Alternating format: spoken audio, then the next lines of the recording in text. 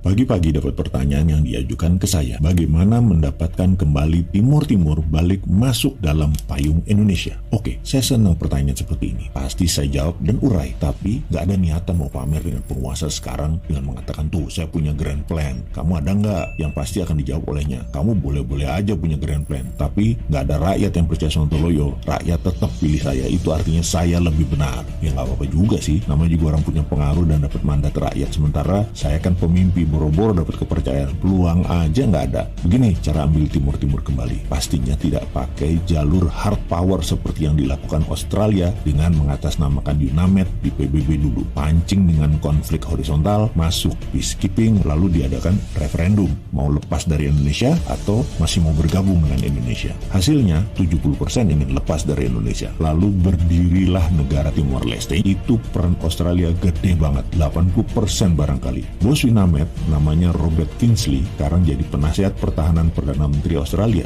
jago geostrategi. Timor Timur salah satu prestasinya. Setelah itu sedot aset Timor Timur berupa cadangan gas alam di celah timur yang berjumlah 10 triliun kubik feet. Biaya operasional ambil Timor Timur lewat, untung besar itu Australia. Strategi pengambilan Timor Timur tidak menimbulkan gejolak politik dan gejolak keamanan di kawasan ASEAN, sama seperti Crimea yang diambil Rusia baru-baru ini. Itu juga yang diskenario-kan kalau pemerintah Indonesia tetap ngotot ganggu pendapatan McMoran dari Freeport, maka Amerika pinjam tangan dengan menciptakan konflik horizontal di Papua. Lalu peacekeeping masuk dari PBB, kemudian referendum mau merdeka atau tetap dengan Indonesia. Wih, pastilah pengen merdeka. Untung saja ternyata ambilnya saham Freeport tersebut tidak membuat McMoran rugi, malah Indonesia yang bisa rugi. Jadi skenario caplok Papua nggak jadi. Saya juga heran dengan ide ambil saham Freeport. Kenapa nggak naikin pendapatan negara dengan cara lain? Kenapa tidak bagi hasil finish produknya, minta bagian dari emasnya? Jadi kita Indonesia bisa printing money, cetak duit. Sudahlah, ide saya pasti geblek dan sontoloyo, pasti nggak ada yang percaya. Tapi akan nyerah nggak memberi ide untuk negara? Ya enggak lah, kita balik ambil Timor Timur saja deh. Gimana caranya? Pertama, kita mengatakan kepada Timor Leste, wahai Timor Leste, kamu buat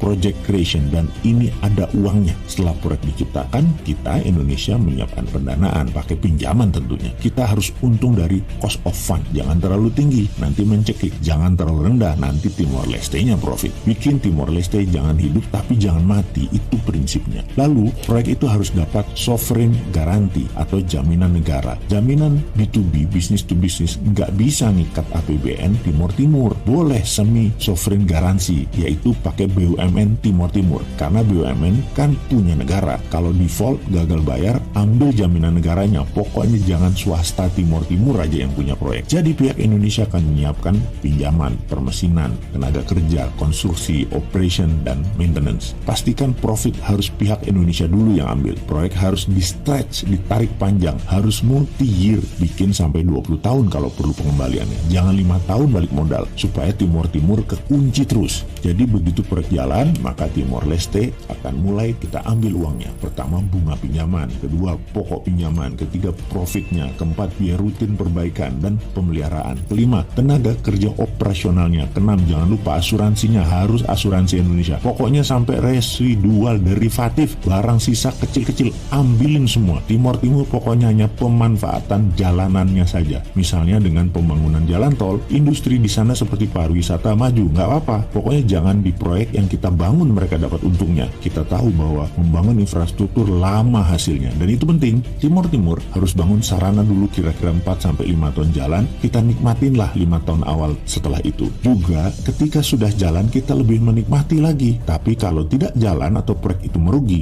gimana? Kita ambil. Enaknya karena kita sudah balik modal dalam 5 tahun. Proyek dibikin nyicil multi-year sampai 20 tahun kalau perlu Timor Timur nyicilnya. Project creation tersebut kita idekan terus-menerus ke Timor Timur sebanyak-banyaknya sampai yang nggak perlu-perlu. Seperti punya 2 bandara internasional, bangun terminal, bangun 3 pelabuhan, bangun jembatan ke daerah yang sepi penduduk kalau perlu, pindahin ibu kota juga kalau perlu, bawa pejabatnya, lihat LRT dan MRT di Indonesia biar terpukau, lihatkan pabrik penghasil gerbong kereta kita, buatkan rel kereta keliling Timor Leste, semua dibangun aja. Dan itu versi pertama untuk pasang kaki. Ada versi kedua membuat lebih cepat lagi kuku Indonesia menancap di Timor Timur, lebih dahsyat lagi strategi. Minat untuk tahu? Sebenarnya nggak usah dikasih tahu sih, pasti tahu. Kita coba merenung apa yang terjadi di Indonesia.